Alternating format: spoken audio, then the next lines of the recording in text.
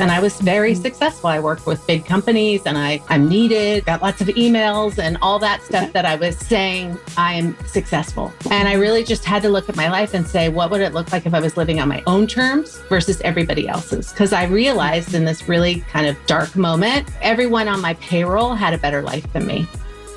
That's Marie Garvey, and this is the Powerful Ladies Podcast.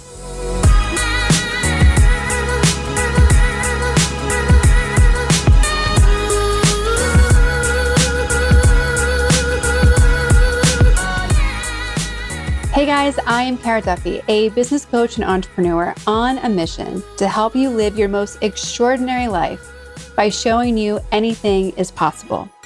People who have mastered freedom, ease, and success, who are living their best and most ridiculous lives, and who are making an impact, are often people you've never heard of until now. There are so many women out there who are burned out, have forgotten their dreams, and don't even remember what brings them joy. I might even be describing you. That's where today's guest, and one of my new best friends, Marie Garvey, has stepped in to change things. As a successful executive coach and communication specialist, she knew how to step into her power. Her life was working, and yet she too was not in alignment or living with intention the way she could. Taking her own experience, she started her Crazy Busy Women in Balance program to help women break free and step into their dream lives. In this episode, we talk about how she created the program, why we both hate the silent quitting movement, and her journey to becoming a single mom, plus so much more. Enjoy.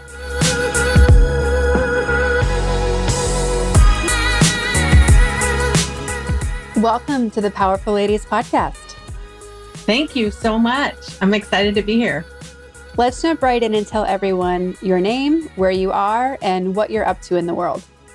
So my name is Marie Garvey, and I'm up to a lot of things in the world. I'm in Manhattan Beach, California, lucky to be here. And I actually have two businesses. I do executive coaching, media training, presentation training, but my love and my heart is a business I started during COVID, which is helping women find joyful success. And it's called Crazy Busy Women in Balance. And, I've really realized in my own life that I think women make a lot of compromises that they don't have to make. And we're kind of wired that way. And we're accepting less than we deserve. And how do you do that? And that was really a question I asked myself long ago and got the answers. And once I knew the answer, I needed to share it. Yeah. Well, we're going to jump right into an area that I usually wait till the end, but let's just, because of your business, what does Powerful Ladies mean to you? I think Powerful Ladies means so much to me in the sense of standing in our power, and it's a learned behavior, I think, for women. Women are oftentimes uncomfortable with power. We don't know how to wear it, and society has gotten in the way of that as well. So I think when a woman is powerful, it's that they're comfortable in their skin. And they drop the mic and say, you know what, this is how I feel. And I'm not so worried about being messy and really living in their power. And that to me is a sight, and being vulnerable too. It's a sight to be seen when we see it. What was your personal journey about discovering balance for yourself that led to the business? Well, I'm a single mom. I adopted a child at infancy and as a single mom. And I run a business and I do crisis communications. And I tried to be the same person I was without a child. And I was doing an okay job, but it was killing me. And I was in a bathroom actually doing a business dinner that I didn't want to be at. No offense to them. It's just that I wanted to be home with my young baby. But I didn't think I could say no, right? Mm-hmm. That things would be taken away from me. And I literally went to the bathroom and I was in the bathroom stall and I was like, this isn't sustainable. Like, this is not going to work. And I've got to find another way, which was scary to me because I obviously was sole breadwinner. I just was responsible for this other person in the world. And I went on a journey to really figure it out because I thought that I had to work my ass off in order to be successful. And if I wasn't working my ass off, then I wouldn't be successful. And that was just ingrained in me. I felt like that was how I got where I was. And I was very successful. I worked with big companies and I'm needed. And, I've got lots of emails and all that stuff that I was saying I'm successful. And I really just had to look at my life and say, what would it look like if I was living on my own terms versus everybody else's? Because I realized in this really kind of dark moment that everyone on my payroll had a better life than me. I mean, that's a big statement that I hope a lot of other entrepreneurs listening are hearing. How many of you are taking care of your people, even paying them maybe more than yourself? For sure. Everybody got bonuses except me. I was last in line. And I saw, when I realized that, I looked at, that wasn't just in my work, but it was in my family, my larger extended family, my friends. I was living a life that said I didn't matter as much as everybody else. And it was killing me. And when you realized that, like, were you heartbroken for yourself in that moment? It was really depressing. Yeah. And I also had this little flashback of decisions I made over the years that when it got to the root of this limiting belief lie that I told myself that I don't matter as much as everybody else, and that I'm really high skilled in making everybody else okay. And also I hide it really well and I can handle a lot. So it didn't really crack until I pushed it to the limits. And thank God, because so many women are living before the crack and thinking that it's okay. And this is just the way it is. I burn the candle at both ends. This is the choice I made. So this is as good as it gets. And a lot of women have really good lives. It's just costing them a lot. And they feel guilty even feeling bad about it. Yeah. I love the conversation lately about how you can be a great mom and you can be a great entrepreneur, just never in the exact same moment. And I think that's something that we because women are so multifaceted. Not that men aren't, but there's this conversation about women we're having today. And we think we have to be the expert at everything all at the same time. And you can across a day, but we really have it's just impossible we can only be doing one thing moment to moment and choosing. When I have that conversation with my clients who are moms and entrepreneurs, they suddenly get the aha moment happens. The light bulb goes on about, oh, I am definitely not charging enough, because now it's a matter of what do you have to pay me to not be with my kids? Yeah. And that has no ceiling on what that value could be for people. For sure. And so much of that is the definition of what being really good at your job and a really good mom mean. And that's really where I want to scratch with my clients, because it's what are you defining as a good mom? Because I think you're doing a pretty good job, but where's the rule book that says you're lacking, and same with being an entrepreneur or a, CEO or a VP or a manager, what rule book are you living by? Because oftentimes it's expectations we set for ourselves that are not reasonable. And nobody's asking us to do it except us. No, and no one's half the rules we're living by, they're self-inflicted. For sure. For sure. And I used to live that way a lot. I mean, I had this false belief that if I wasn't cooking at least 4 nights a week, I wasn't a good mom, because I saw my friends and some sisters, doing it. And I was like, why can't I pull that off? And I was killing myself trying to do it. And it was like, well, can I be a good mom in other ways? And get really smart about how to make easy dinners, because, that's the life of a single mom, and I wasn't playing a fair game because they had help. I didn't. Yeah. And that, I think that's part of, I like that this is shifting with modern motherhood, or people are revealing what's really going on. This is the help I actually have. This is what it looks like. Here are the hacks. I mean, even for myself, I'm recording this remotely while I'm staying with my parents in North Carolina. But I still had to do all of my meal prep on Sunday night, because the way that calls are stacked, recordings are stacked.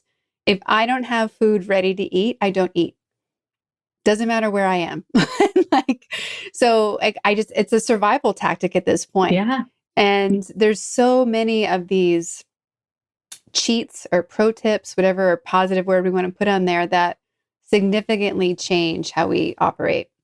Yeah, my mentor called it a success formula. And I love Thank that. you. It's Yes. like, I love that because she would say, what do you need to do to set yourself up for success every day? Because you know life's going to happen. And then you're going to be in a higher energy to be able to deal with it. And I teach that to my clients as well. It's like what hacks or success formula or whatever you want to call it. How do you get ahead of the game? You know, and often women get stuck getting ahead of the game because they don't feel worthy enough to actually solve it, which is like getting a cleaning lady every week. And they don't feel they have, oh, that's irresponsible or bougie or whatever. And it's like, no, you deserve that. And what would that open up for you if you did that? And they won't give themselves permission to do it, you know? Yeah. It's like, there's so many things to break free of. For sure. For sure. How did you get into coaching? Well, I am at my career is crisis communications, and I do strategic communications. I help companies navigate difficult issues in the media and through the public, whether it be messaging or media training or being a spokesperson myself. And through that, a lot of my clients would call me a business therapist. Yep. And and then they would ask for, we have this executive that is really great on all cylinders except communications. And then that grew. And so I would come in and do power communications with them and really figure out how they could show up authentically. And then that grew to a broader executive coaching business and then when I took that, and then I really wanted to focus on women because I've spent most of my career focusing on men, just because of the nature of the business. Because I think women have unique situations and barriers in their brains that men don't. Well, yeah, there's how many hundreds of years of culture. Yeah. Like just telling, like, you're second. Yeah. It's not last. Exactly. We, in my world of my crazy busy women in balance, we call it good girl training. And we want everybody to join the good girl rebellion, because there was so much we were taught as little girls that aren't serving us anymore. And, and I think people think that means we have to be mean.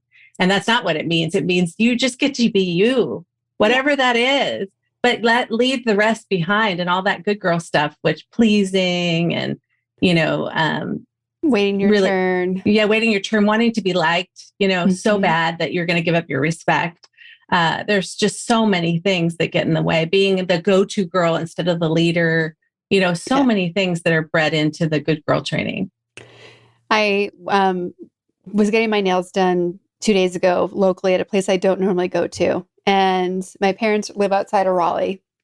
And I'm getting them done listening to this woman talking to her nail technician. And she's sharing this great thing about how she volunteers at a local food bank and shelter. And she puts notes in all of the kids' lunches and in their backpacks to like give them, something, an affirmation essentially.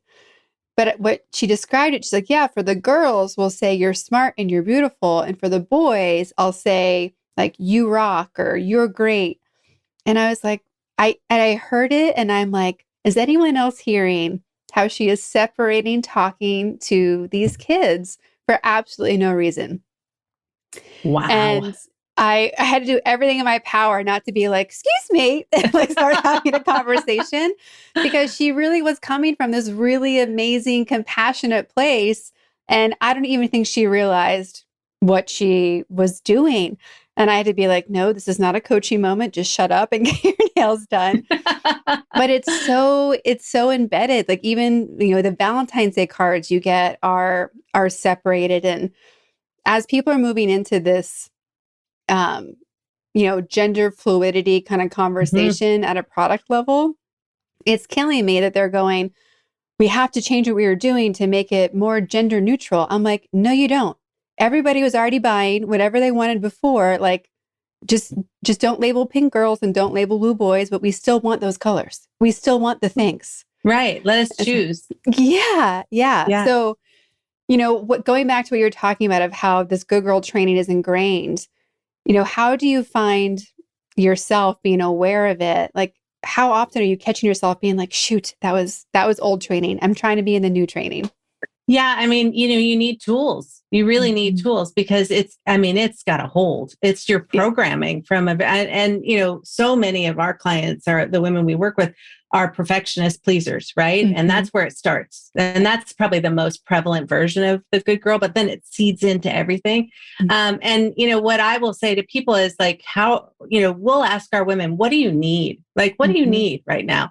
And so many of them, so sadly, can't answer that question. And then I just bluntly say, okay, so if you don't know what you need and you're not clearly getting it, if you don't know what you need, who exactly in your life is getting their needs met? Like, so who are you living for? And what happens is in the pleasing, it's like, tell me how I'm doing. Am I really smart? Did I do a good job Mhm. on that? And, am I a good mom because I'm matching with all these other people and these expectations? Somebody tell me how I'm doing. And to move from a state of letting everybody else define you, and even in your tasks or your calendar, Yeah. and how do you say, no, I'm going to stand on a solid rock of foundation of who I am, and then I get to choose because I'm making decisions based on me being part of the equation, and that's where it starts. And you've got to just break down all of those Mhm. false beliefs, but you also have to let them start small. And I was talking to somebody yesterday and I'm like, just do it and see if the world falls apart. Yeah. And I say that smart ass, because I know that it's not going to. And it's something so simple as saying no to a meeting, Mhm. or I can't do that right now, but I can do it tomorrow. And so there's boundaries involved that, and stop apologizing. Yeah. We constantly say just to get somebody to really understand the difference between men and women in the apology category or good girl is like a man has to leave at 4 p.m. He walks out the door. A Yeah. woman has to leave at 4 p.m. She's like, Johnny's got something and I'm going to leave early today, but I'll be back online at 8 and then I'll be in early tomorrow. And you're giving away your power Yeah. because like you're a grown ass woman. You don't need to be saying that. Right. And you Yeah. could just leave. You're allowed. You've earned that. You've earned that. And when we're doing that, we're basically, being small Yeah. and we're giving away our power. And just to say, I got to go. But there's so much apology and there's guilt and all of that stuff. And so that it's like learning to be aware of what you're saying, Mhm. setting another intention and using and then being in a different choice, right? Or action. And that's really so important, is that awareness is the first step. Because once you say it, once you see it, you can't unsee it, right? Yeah. And so giving them that tool of just really listening to, looking at their calendar, doing things that are just so blatant, like looking at their calendar, is anything on this calendar your choice? Mhm. you know how often do you say no? For me, I was so, before I got healthy on this, I didn't even need to say no because I was volunteering. Yeah. I can, so I should, right? I was Mhm. living that life and it was killing me. And so, we start to ask questions. It's like, so what will happen if they're not pleasing, if they're not happy? How Mhm. do you even know if they're not happy? Right.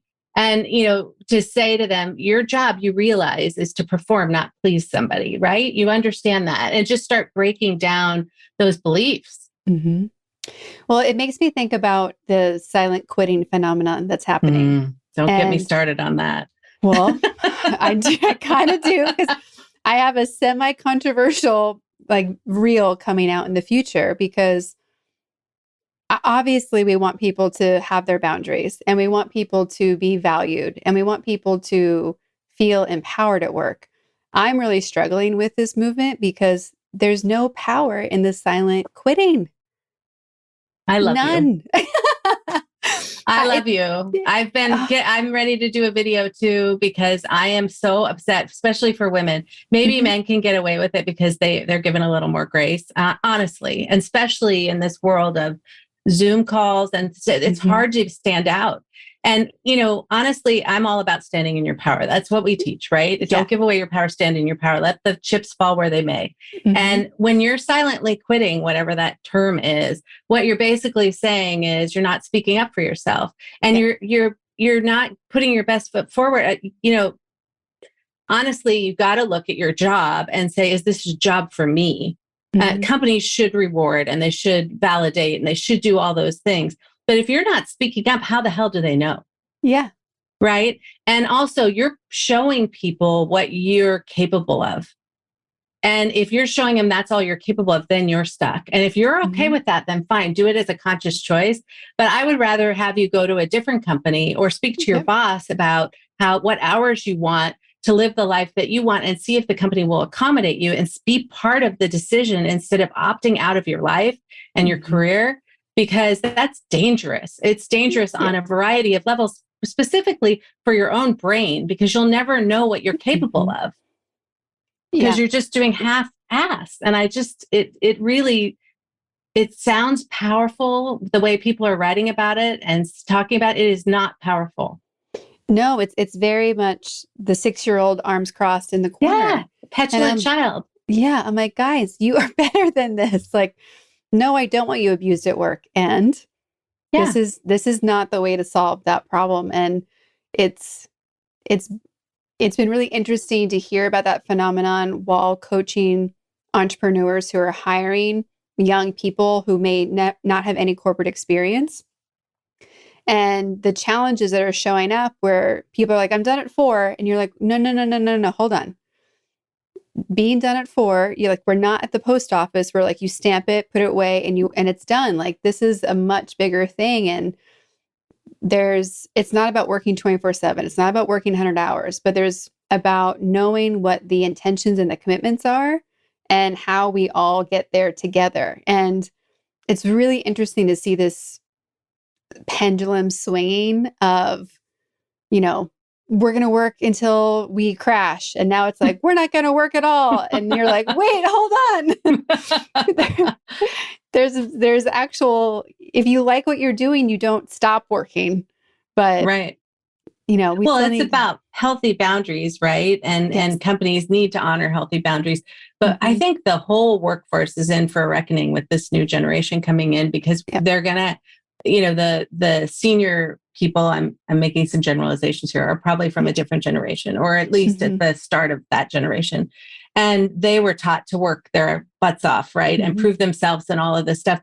And, care about the product and not leave until it's done and be a good team player and all that stuff without boundaries, which isn't healthy. And then this group, like you said, is coming in and saying, well, I want to leave at 4 and this and that. And the two have to come together. We need to recruit a workforce and create a workforce that these people feel welcome, because they're the future, right? But we also need to get work done and things out. And so I think that it's just about conversation. It's about conversation, and then ultimately choice. Not everybody's going to be a fit for every company.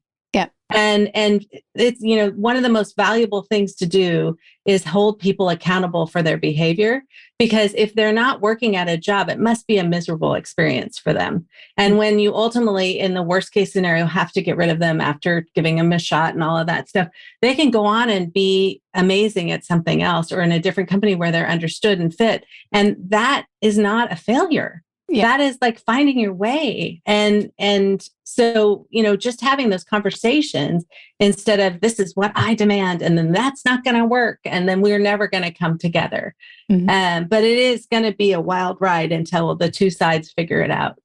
Yeah. And I kind of want to be whispering to everyone, like, if you want to know how to work the system, like, call me. Yeah, exactly. There's a way to like make all of it work. And it doesn't have to be this giant protest to make it work. Like, there's so many, myself and so many other people are examples of what, like, I got way more out of every job I've ever had than I gave, and I gave more than 100%. Yeah. So like, there's ways to make all of this happen, but there was a lot of boundaries and standing up for myself and asking for things and really being cause in the matter versus just floating along and hoping someone noticed I was drowning. Yeah. And then speaking up before you get to that point is where I learned to be, because I was the exact same way. But I mean, for all these people coming into the workplace and this quiet quitting or leaving at 4 or whatever, it's really not, it should be about doing your best job, right? Yeah. And not whether it's 4 or 3 or 10, and not that I hope it's not 10, but every once in a while, it might be 10, not every day, or it's not maybe the right job for you or not healthy, but it's what are you bringing to the table, and are you doing your best job so you can feel good about it and your contribution? Yeah. Like, that should be the conversation versus 4 or 8 or 5 or 6, or it's focused on that's why I'm so confused by this, because it's focused on the wrong thing. What's your contribution? What's your job? What's your responsibility? What do you need? Let's come together. Mm-hmm. Yeah, I agree. All right. Well, we can high five each other while we're trying to change this whole conversation. I needed to get that out. Well, I'd love to pivot a little bit and talk about something that's really interesting to me personally, which is your journey to become a mom, and how you got there. Just how did that whole process happen that you're willing to share? Well, like everybody, I kind of thought that my life would evolve and unfold like everybody else's, right? And I'd meet the guy, and we'd have children, and that didn't happen in the way that I thought it should. Yeah. And I was sitting there at 40, and not for lack of trying. I was sitting there at 40 and thinking, had this moment actually where I was meeting a mentor of mine that it was, and I rarely get intimidated by people because of what I do for a living. And I was meeting this woman I really admired. And she asked me if, are you married? Do you have kids? Because I was of the age, right? And I got small. I just felt my whole body go, oh no. And I was like almost ashamed. And I didn't realize that I was feeling that way. And I took the day off and I went home, and I just had this real aha moment, or whatever, God moment. And it was like, if my life, if God sat on the end of the bed and said, it's not happening for you, you're not going to meet the guy, that your life is going in a different direction, what would I do? And not to be dramatic, but I mean, the first answer in my head was I wouldn't kill myself. Okay, I want to be a mom. And I think that was really, I'm being vulnerable with everybody, because it was a really important moment for me, because I'd put so much in being like everybody else. Everybody else got it. And that I didn't realize I was tying it to my identity and some kind of failure. Yet on every other level, I was a success, quote unquote, right? And doing great and had this big life. But that was the one thing I wanted that didn't happen, right? And when I thought to myself, it's not everything, when I really looked at it flat in its face, it wasn't everything. It's a lot, but it wasn't everything. I was like, I want to be a mom. And for me, my dream was to have a child with the man I loved, right? And so when that was off the table, I really thought about adoption, because, I did think for a moment about IVF, and I was like, nope, that's not right for me. And I think that you have to find that right path when you've hit that moment. For me, it was, there's so many children out there, and I never expected to be in this place. So I'm going to leave it open to whatever comes my way will be the right child for me. So in a lot of adoption stories, agencies and such, you're able to pick, different things. And for me, it was just bring it on, because I never expected to be in this place. So whatever comes my way is the plan. And, I got really lucky at getting into an adoption agency in Texas through some family friends who introduced me. They took a chance on me because I'm a single mom, and a domestic infant adoption is not easy in the U.S. Except through lawyers. And I got lucky, and I went through a journey, and sure enough, the birth mom that picked me was, just a little bit, she loved being different. And she liked that I was different. And it took about 1.5 to 2 years, which is much faster than I thought it would be. And guess what? I got a little girl who looks a lot like my family. It's crazy. And big personality. And she's just amazing. And it's a God thing. We came together in this great, huge world, and we're meant to be together. And it was really amazing. Yeah. And, and now I met a guy, and I have that too, but it didn't come in the order that I thought it would. Yeah. Yeah. Well, thank you so much for sharing. Because there's so many women who I think are in those positions now of we've had mentors and leaders before us to show us what it's like to break corporate ceilings or entrepreneurship ceilings. And one of these last places that I don't think people are talking enough about is, how do we redefine motherhood based on what we need and what works for us? There's another amazing woman, Demi, who's been on this podcast, and I actually had her and her daughter on it as well.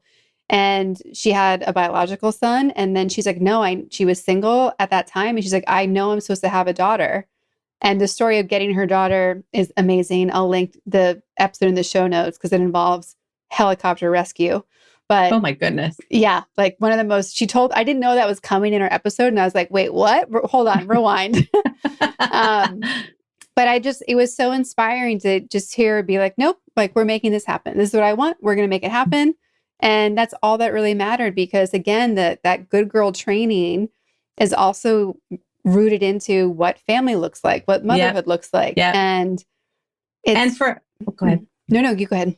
And for a lot of women that they need to be a mother, I've had a lot of women face the same moment that I did and knew in their absolute heart they couldn't do it alone and didn't want to do it alone. Mm-hmm. And that was okay too. I mean, I think that we get to create the rule book and it doesn't always, in that moment, I was like, my life didn't turn out the way I thought it would. And then my sister who, was facing breast cancer said, nobody's life turns out the way they thought it would, and it was so important for me to understand that because I think that we get to, in those moments where we're facing those big decisions or that lack of, or it didn't work out the way I thought, or it doesn't look like I thought it would, to just be in quiet and peace to hear the answers because we're so focused on keeping noise in our brain that we're scared of the answers. And I mean, I think what was brilliant for me was I probably was thinking about it for a long time and I had no idea until I got quiet and really just, had a conversation with myself. And I don't think women do that enough. Yeah. There's so much power in that pause. Mm-hmm. Even going back to what you were talking about before, like, what do you really want? What's for you? Yeah. There's sometimes I have to even go with clients, be like, why do you live in your house? Do you remember, like, what can we get to something that you've chosen? And can we get to you seeing why you did it? Like, yeah. Why the city? Why let's get back to basics. Yeah. Yeah. Because humans are so good at running on autopilot and just going. And we wake up one day and we're like, how did I get here? Like, yeah. It was like when you drive and you can't remember any of the turns you made. Like, yeah, like we have to go back and sometimes choose after the fact. I agree. And, one of the lines my father used to say, and I then made it part of my business is dream big, revise often, which is the sign behind me. And, one of the things we teach in our course is like, what dreams do you have? And in week one, so many women can't fill out the list. They can't because they're living in survival mode. And like I had one client, she allows me to tell this story. She said, she runs two businesses. One of them is an accounting firm. And she said to get out a 1,300 piece mailer by, June. And I just started laughing. And then I said, when you were 13, did you really dream of getting out a 1,300 piece mailer by June?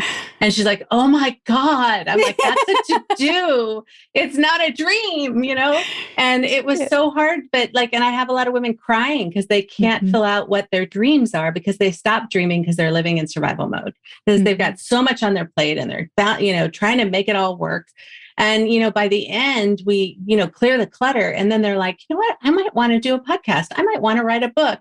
And, maybe I do want to go for that promotion or maybe I don't. And they're not living in scarcity anymore and survival mode. And it's so important. But just like you said, how do we get here? Like, where do you want to go? Yeah. You're not just on this track and you have no choice. Like what does it look like? What does your future look like? What's the best version of your life look like? Let's dream a little and call it in. Yeah. Well, and I think so many women think that survival mode looks a certain way when it often looks like happy, successful, life is great. It looks good. Yeah. Doesn't mean it's the extraordinary life that you have access to. And it's like, it's a whole, I love unpacking that stuff with people though. Cause me too. You're like, do you know what's over here? Like, it's like all that. Yeah. I always say, it's like you're living with this huge building in front of you, right? And as we start to break down the bricks of that building, your dream is to live on the beach, right? And you think that's never possible, and oh gosh, it's ridiculous. And then you break down that building in front of you, and you've been living at the beach the whole time, and you just didn't realize it. Because you're just so focused on just getting through. And like you said, getting through looks from the outside amazing. Like you've got this amazing life. You're taking trips. You've got a good career.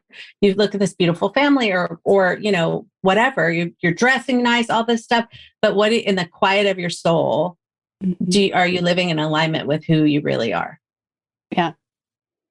And when you see your clients and the people you work with get to that place, how do you know when they've got it? Like, how do you know when it happens? That's such a good question. Every single time it is a sparkle in their eyes. It's a sparkle. It's just that I'm lit up again inside. And, there's so many women that say, I used to be that person, and I forgot. It's just so hard to find her again. Under all this pressure or whatever. I used to be fun. I used to be whatever it was for them. And it's being harder and harder to access her. Right. And then when I see that twinkle in their eyes, oftentimes it's also the shoulders aren't so high up, right? The body starts to get a little looser, but they're just more playful and, just a little less intense and focused, but it's the sparkle in their eyes. And once I see it, it's like, ooh, it's here. Yay. And sometimes I have to give them tough love for them to find it because they're like, I don't know. You need to understand. And it's like, okay, so you got a choice because I can't do this for you. Yeah. There's a part of me that just really likes when people get really combative or defensive, or they're like really pushing back against the coaching. I'm like, ooh, okay, we're about to break through. This is going to be great. And people are like, why are you enjoying this? I hate you right now. And I'm like, because I know what's coming. I know. You wouldn't resist if it didn't matter. Yeah. Right. Yeah. Yeah. Oh my gosh. We're like sisters from, 100%. Yeah. Love it. This is selfishly why I love this podcast, because I just get to make new friends the whole time. Yay. Yay. So being, a girl mom and with the business you have, how is that shifting how you think about motherhood and raising her? And how are you incorporating all of this into her at her young age so you can set her up, as best as you know how? Gosh, it's just little ways. First, as a parent, it's the single most important thing that you can do is model some behavior, right? On your best days, model behavior and show her what it looks like, to stand in be honest. Like one of the best lessons that I learned in motherhood was to show my emotions. Because my mother, as awesome as she is, didn't ever show her emotions. And I kind of didn't learn how to feel emotions really, I didn't, except you're okay. Yeah. And, when I'm hurting, she sees me cry and I don't protect her from that, because then she knows she can cry when she's hurting. And she also knows that in a couple minutes, I'm going to be fine. And that teaches her she can be fine. And that was probably the hugest lesson for me, is to show vulnerability with her. When I make a mistake, I say, I didn't do my best and I'm sorry. And I'm modeling that for her versus, my way or the highway, or not admitting it. And especially in the puberty age, because she's 13, boy, it's a lot. And I didn't handle that well, and I'm sorry. And, that I think is number one. And then two, just making sure that she understands how powerful she is, because she's not a victim. And even when adversity comes, that, what do you want to do? What do you want to say?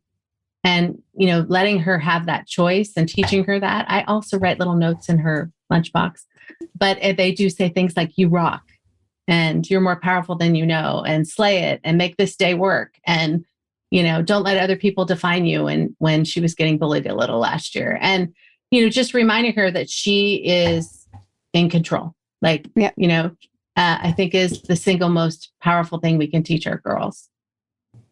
And Yeah. she teaches me every day, especially this generation, like you said, the whole concept of gender and all this stuff. It's like, wow, like I really need to think about that. It's really quite remarkable. Yeah. Well, and one of the few things that I'm always studying or practicing are other languages. And so much of it is all gender oriented because so many other, especially Latin-based languages, are so gender driven. But I'm really curious, like how that's going to start changing as well. It's easier actually in English than in other languages. But no, there's, when I first started coaching, I had life coaching, financial coaching, and business separated. And I quickly saw it all had to get mushed together because, especially small business owners, like it's all one. And I hate the phrase work-life balance. I think it's so. I do too. I don't think it's possible. No, it's like saying spring seasonal balance. You're like, what? It's not even a grammatically correct sentence at that point. No. So what are you doing for yourself, being a mom and having 2 companies and being such a stand for other people? What are you doing to make sure that you have the balance across the commitments that matter to you? Well, I was my first client, and I do what I teach. And when I don't do what I teach, because I'm human, I start to slip. And then I got to get back on my tools. The single most important thing I do every day is my mindset stuff when I wake up. I mean, and I really encourage every woman who's listening not to look at their phone right when they wake up. Just start your day with you, at least ground yourself in you. And just even if it's breathing and setting an intention for the day, that takes 2 seconds. And it shifts everything because the minute we pick up our phone, it's about everybody else. Right. And the pressure starts, right? And I, like myself, I use my phone as my alarm clock, right? And you just can't have, so I took my notifications off my phone so that I get to look at when I see it, right? Versus all these notifications when you wake up, right? And I think that's the single most important thing. I use my tools, but I also have a support system that I use regularly, but mostly I've learned to understand the signals. I'm in high awareness most of the time. And when I start talking negative in my head, I now know that I'm on the brink of something. Like I must really be pushing the boundaries or my guardrails because I am really beating myself up. So I'm scared of something and what's going on. And I start to ask myself more in a state of curiosity than judgment. And when we can shift to that, because we're so horrible to ourselves as women in our heads, everything changes. So I just really stay in a state of awareness. And the 3 pillars of my program is awareness, intention, and action, and that they all come together. And I think that when I live in that way, I do it, but also to just be kind to myself because I'm messy and I never allowed myself to be messy before. And so I have to remind myself messy is good because I am a recovering perfectionist. And messy is good. I'm not always going to do it right. And I just go to self-compassion and try to not fix it all the time, just lean into it and really breathe and just let it flow through me versus fix, cope, rational, and I really just try to stay in a state of self-compassion where I can. And when I can't find it, I call a friend, and help me access it. And then also I've really worked on in the last several years, and this is going to sound funny, but joy, just to be more playful. I'm a doer and I get a lot done and I make a lot of things happen, and I can get lost in that sometimes, and to just continually be playful and joyful and access joy and know what brings me joy and bring it into my life is something that's a practice that I work on every day. And that sounds so silly because it's the opposite of joy, right? It's supposed to just come. But I work at it because I know my own self can just get the to-do list done. Well, yes, so put joy in your to-do list if that's how it works. Exactly. And know what brings me joy, right? So many times women don't know what brings them joy. And finding those little ways to access it, whether it be music or sitting on the floor, petting your dog or going for a bike ride or skipping down the hallway. Sometimes when I'm really stressed out, I'll skip and it just changes everything because it's like such a kid-like joyful thing. And I look ridiculous. And then it's like, oh, that left me, just whatever I can use to trick myself to get back to playfulness. Because I think that's the first thing that goes when we're overwhelmed and stressed and exhausted is playful and joy. Yeah. Playful joy, self-care. It's all, it's all there. A tool I've created, I work with clients is on my 8 spheres of life. And half of it was inspired by the Designing a Life book series that came out. But they have 4. They have like business, career, relationships, finances, and play. And I was like, looking at it, I'm like, I like it, but it doesn't feel complete to me. And so I added 4 others, which are,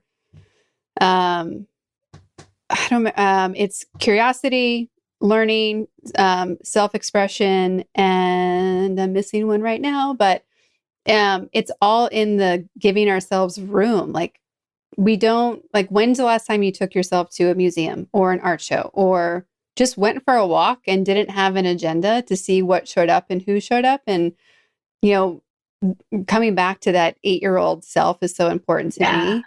And 8-year-old me would like get on the bike with friends and just go figure it out. Like the agenda was just to go figure it out. That was it.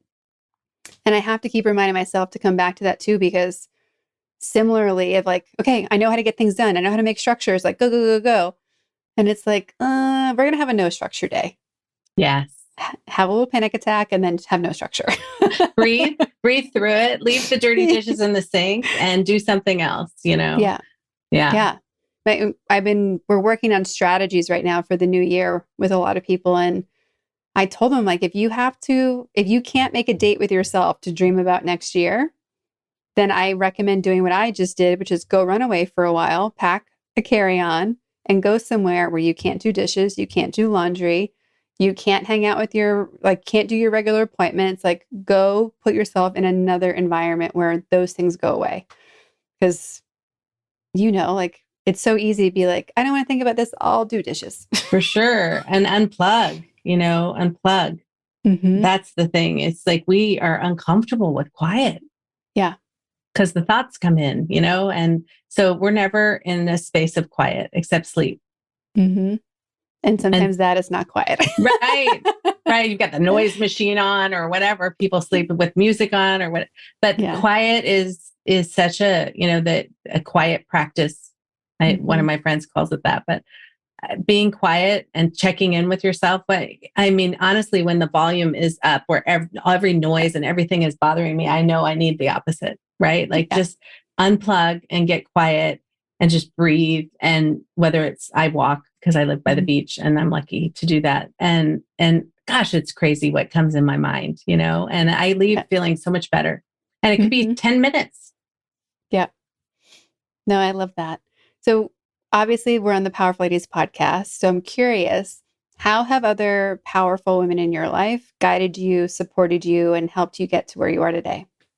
Oh, gosh. I'm surrounded by such amazing women. So that's always awesome. I think when I was early on in my career, a lawyer, she was probably a decade older than me at the time. We were in a meeting and I was pretty young to be in that meeting and have a voice. And I had said something and then I left and I spoke up and did something right, but I left and I was feeling like, oh God, should I do that? And this, and that. And she pulled me aside because she saw it. And she said, you're going to have to decide if you want to be respected or liked. And I said, I just threw me. And she said, because your job is your job and you need to be respected to do it and take liked and leave it at the door. Because as a woman, it's going to be hard.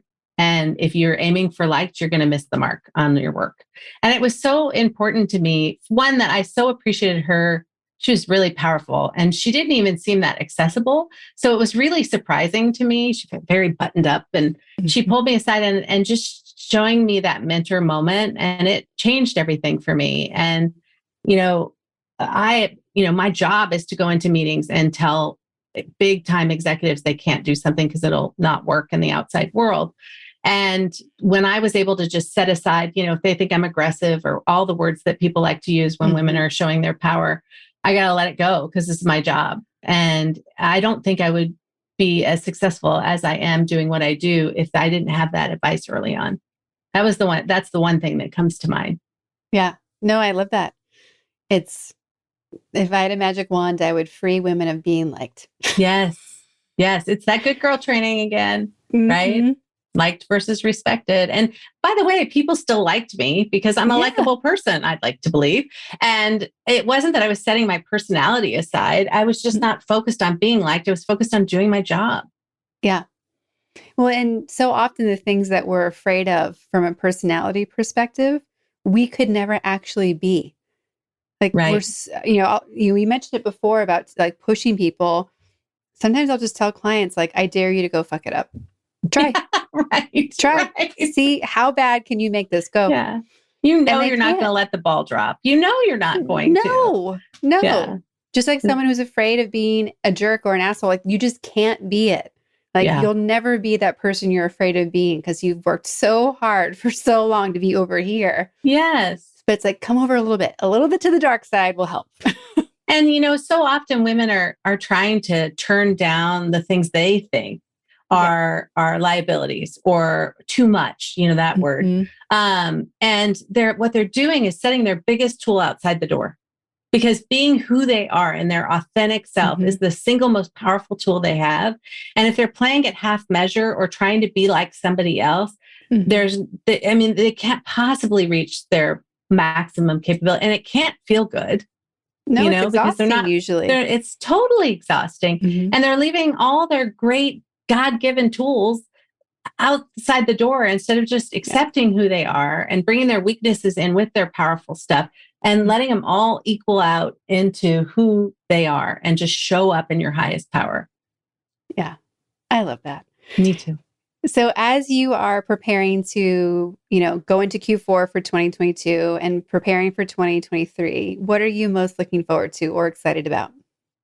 We're really expanding our reach with Crazy Busy Women in Balance. And I'm really excited for the plans we have because we're doing a lot more marketing and we're doing live trainings. And, I'm just excited to serve more women. And we're really looking at, taking it up a notch. Amazing.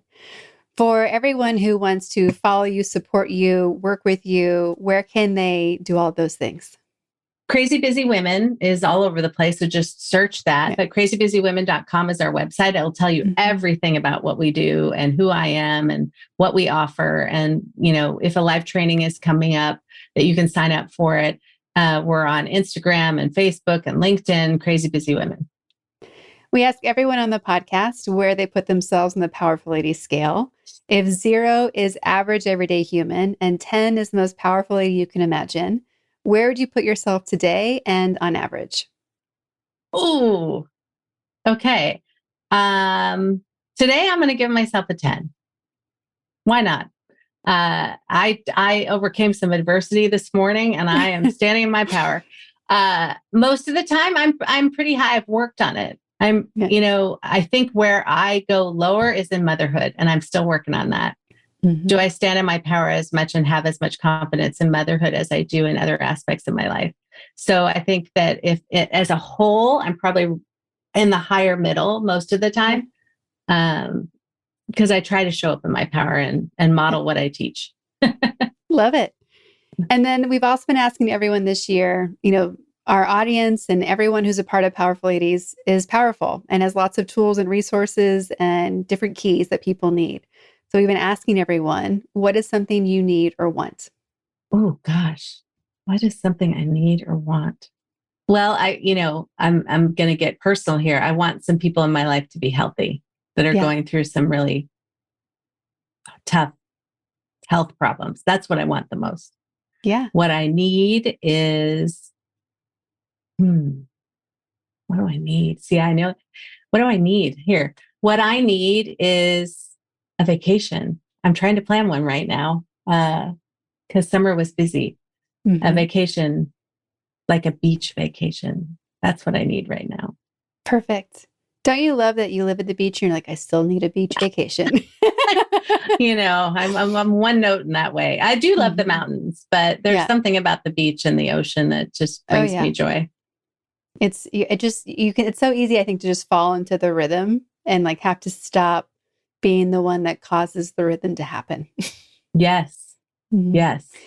Well, I really want to acknowledge you for saying that what you need is something that most people wouldn't ask for. And I think we underestimate asking for people to be in the space of attention or prayer or meditation about things that we can't always be a tangible contribution to.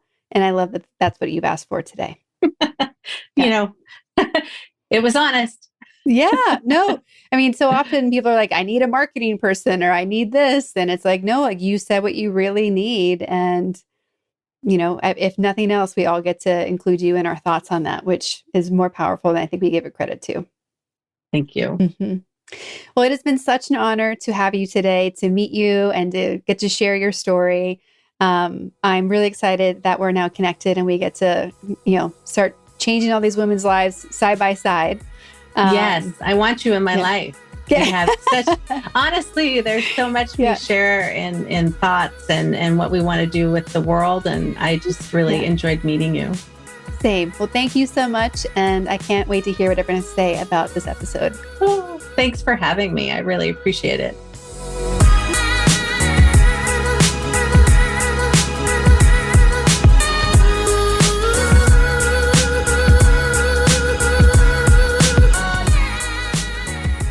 All the links to connect with Marie and Crazy Busy Women in Balance are in our show notes at thepowerfulladies.com. Please subscribe to this podcast wherever you're listening, and please leave us a rating and review. That step is so important to helping us find more amazing listeners like you. Come join us on Instagram at PowerfulLadies. And if you would like to connect directly with me, please visit karaduffy.com or on Instagram at Kara_Duffy.